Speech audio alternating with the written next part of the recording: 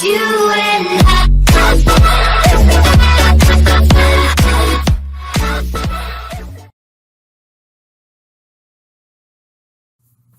All right, so we talked about what public cloud deployments are. Now let's talk about some of the risks associated with public cloud deployments.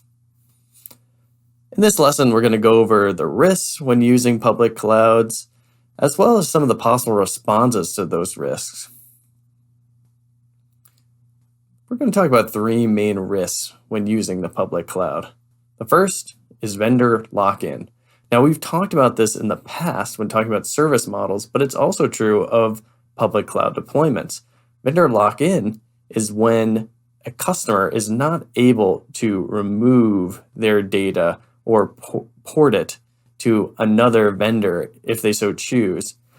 This is often caused by proprietary data formats within public clouds that really prevent users from taking their data elsewhere. And the more you use the public cloud, the more data you have there, the less likely you're going to be able to move that data easily. And you become, one of the risks is that the public cloud's costs may incrementally go up and you're stuck paying that vendor and dealing with that risk. That can be addressed by looking at any contracts or fine print before using a public cloud to ensure how easily data can be ported from the public cloud to another vendor. The second risk is vendor lockout. One of the benefits of the public cloud is it's cheap, and you should be very wary if it appears too cheap.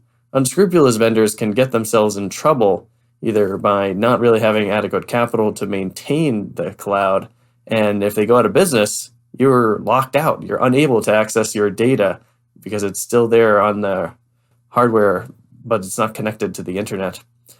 Another example of vendor lockout can occur when data is on the same server and some of the data may be involved in litigation. A litigation hold can be placed on the data on that server and even if your data is not involved in the litigation, because it is on the same piece of hardware, you can be locked out from accessing it. This ties into our third risk, that the public cloud is a multi-tenant environment.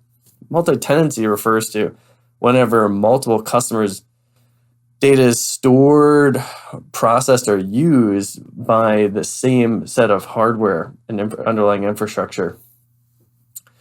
And that vendor lockout example with a legal hold occurs in multi-tenant environments where storage is involved. There are a number of sub-risks that kind of come from the multi-tenant environment.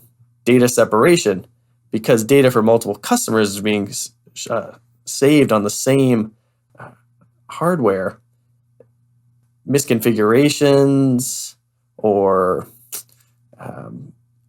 potential vulnerabilities can occur that compromise the integrity of individual records in terms of the data.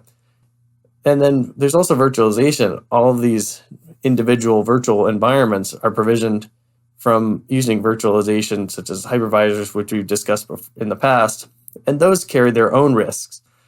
There's vulnerability of the hypervisor itself and the underlying hardware that can cause, as we've talked about in the past, information bleed as well as side channel attacks. And it's really up to the provider to ensure that those virtual machines are well protected and that the equipment, the hypervisor used to orchestrate it, is well maintained as well. Availability is another risk with the public cloud. Because there are so many individuals using the public cloud and there's so much data out there, the cloud becomes a target for threat actors who may want to compromise it and bring it online with it using a denial of service attack or distributed denial of service attack. These often happen, and large-scale ones can really be disastrous for businesses. Encryption is one of the last risks. Now, encryption is actually a solution in many ways to some of the other issues we brought up with the cloud. Encryption is a key technology when it comes to protecting your data and keeping it separate and segregated and unavailable to other people in the cloud. Encrypting it renders the information unreadable to those that do not have the decryption key. But Managing your encryption and the proper safeguarding of the decryption key is its own has its own set of risks. There are unfortunately many examples where companies accidentally share their decryption keys by placing them on publicly available repositories or insecure servers, and that enables all the information to become compromised and available to other individuals. All right, quiz question. What does multi-tenancy mean in cloud computing? Is it multiple customers' data can be stored, processed, or archived on the cloud provider's hardware? 2, different data types can occupy the same cloud server. 3, more than one cloud provider can operate out of the same data center. If you said number 1, you're correct. Multiple customers' data can be stored, processed, or archived on the cloud provider's hardware. And as we said, there are so many benefits that come with multi-tenancy, but there are also inherent risks. Number 2, we talked about in past service model examples that large amounts of data, unstructured data, can be saved in the cloud, which provides opportunity for advanced analytics to occur.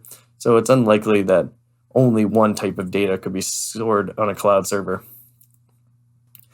The third one, multiple providers can potentially operate in the same data center, or at least in the same facility.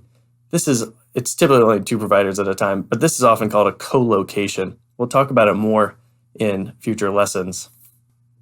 All right, in this lesson, we talked about the primary risks when using the public cloud, as well as some of the countermeasures, such as encryption, reading your contract, ensuring that the data can be ported out of the cloud.